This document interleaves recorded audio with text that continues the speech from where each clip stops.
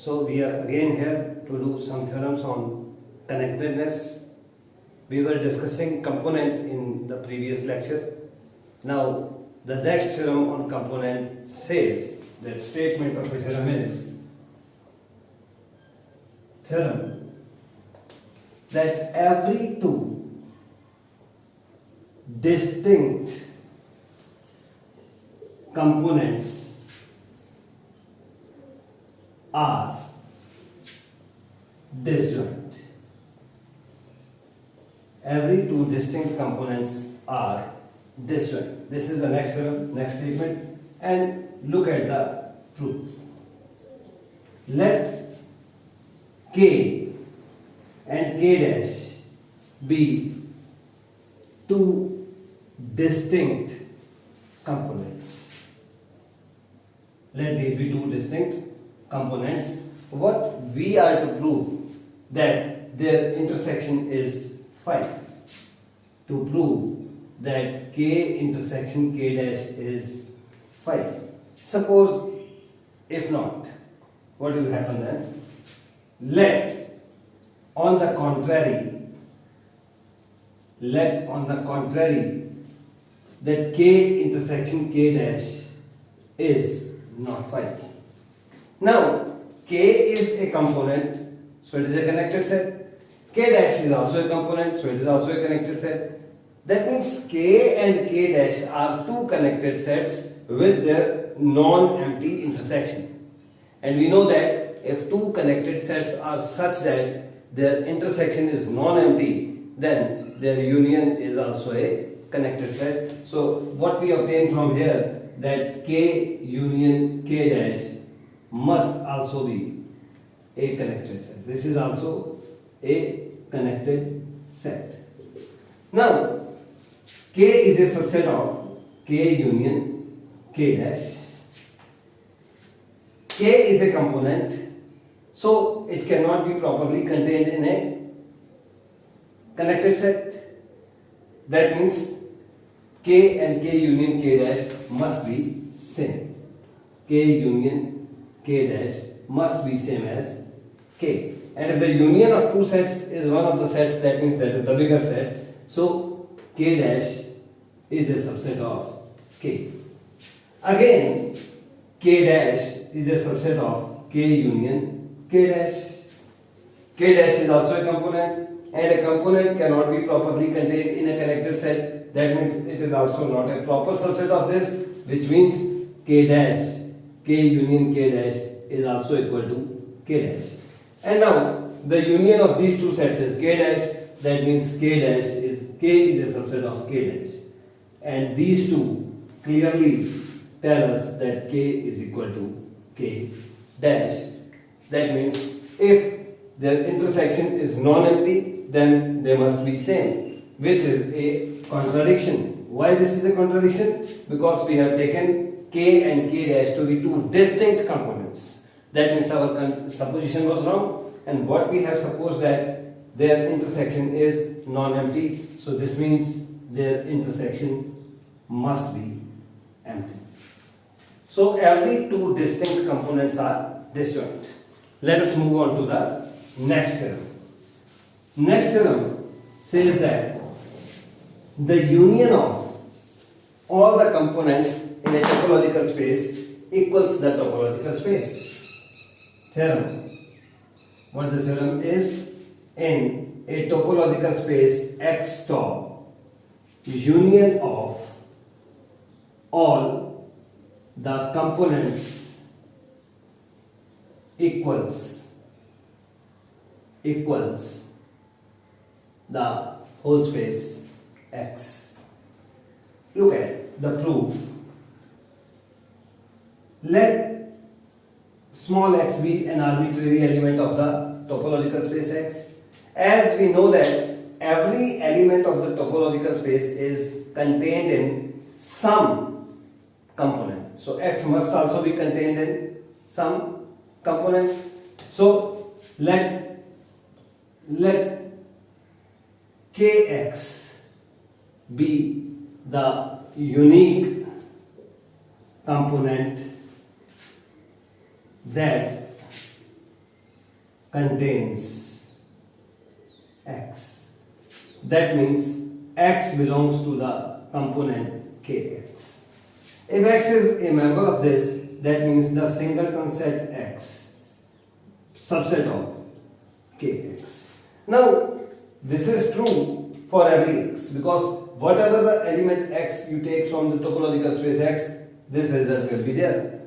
And if it is true for every X, that means for every X there will be some Kx. So union of these singleton sets X and the union running over the elements of X is a subset of union of all such Kx where X belongs to K. On the left hand side, what we have done, from the topological space X, we have taken one element, singleton set, another element, singleton set, another element, singleton set, and their union. That means what we are having on the left hand side, this is the whole space X is a subset of union of Kx where X belongs to X. But X is the whole space. If X is subset of some set, that means X is equal to that set. So that means union of Kx where X belongs to X is equal to X. From the previous two results, this one and the previous one, every two components are disjoint and union of all the components is the whole space. That means the set of components make a partition for the topological space. That means situation is something like that. If this is your X, the whole space X, then your components will look like something like this. Something like this, the component of this will be. So here you can see every element of X, wherever you take an element, you take X here, you take X here, you take X here, every element is contained in a unique component. Secondly, you take any two components, you take this one and this one, their intersection is phi. You take this one and this one, their intersection is phi. You take this one and this one, their intersection is phi. That means every two components are disjoint. Thirdly, union of all these components equals the whole space X. That means these components form a partition for the topological space X. Now we move on to the next theorem. Next theorem states that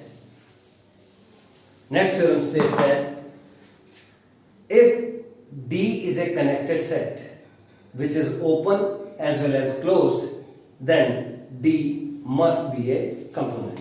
So what the statement is, if a connected set is open as well as closed, then it is a component. So what the proof is? Very easy. We start with, let D be a connected set which is open as well as closed. So D is a set, connected set which is open as well as closed. Concentrate on this, that D is a connected set, and we know that every connected set is contained in some component. So D must also be contained in some component. So let K be the component that contains D. So D is a subset of K. If D is not a component, then D is properly contained in K. Now, suppose D is not equal to K. Suppose D is not equal to K, that means D is properly contained in K. That means D is not a component. We are supposing this. D is not a component and D is properly contained in K. Now, K is a component. K is a component. So, D is a subset of K which is open as well as closed. And if any set has a subset which is open as well as closed, then that set must be a disconnected set. So K contains D and D is open as well as closed. That means K is disconnected. K is disconnected. But this is a contradiction. Why? Because K is a component and component is a maximal connected set. So K is connected, and here we are saying that K is disconnected, which is a contradiction, and that is the contradiction because our supposition was wrong. We had supposed that D is not equal to K. So that means D must be equal to K. But what K is? K is component, so D must also be component. So D is a component. That is what we wanted to prove in this theorem. Here we have used a result that every connected set is contained in some component. I think we have not proved it. So next I am going to prove that every connected set is contained in a component. So what we are going to prove next is every connected set is contained in a component. I am writing the statement of the theorem. Every connected set is contained in a component. So let E be a connected set. Let E be a connected set, and we will show that E is contained completely in a component. So let X be an element of E. Let X be an element of E, then X is contained in a unique component. That we have already proved, that every element of a topological space is contained in a unique component, say AX.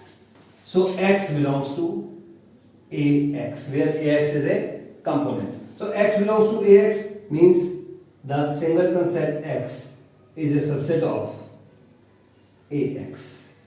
This is a subset of AX. Now consider E union AX. Note that X belongs to E intersection AX.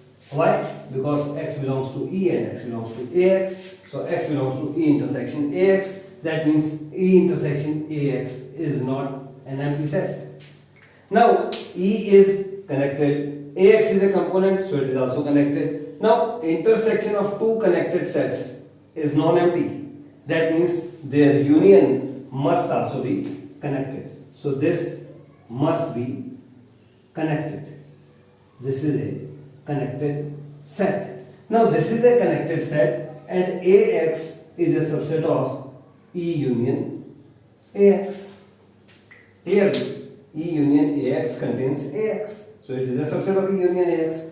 But what AX is? AX is a component. So AX cannot be contained properly in a connected superset. So what should happen then? That means it is not properly contained in it. That means they are equal.